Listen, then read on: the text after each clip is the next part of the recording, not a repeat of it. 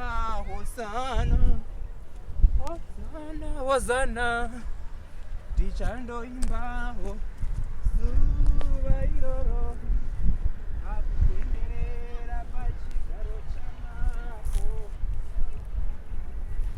tichandoimba hosana hosana tichandoimba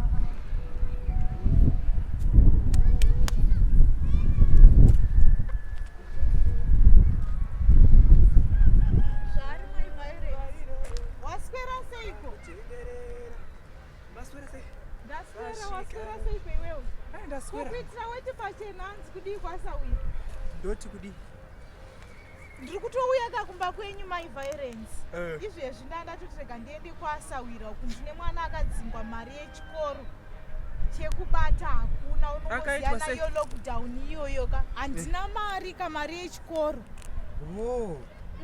nelockdown hazvina kutombomira mambonamata zvenyu inga unoziva kuti ndinonamata ko iyai Esther kana Jehovah fasting mambozama naiwe maiviolence inga unoziva kuti ndinonamata naiwe.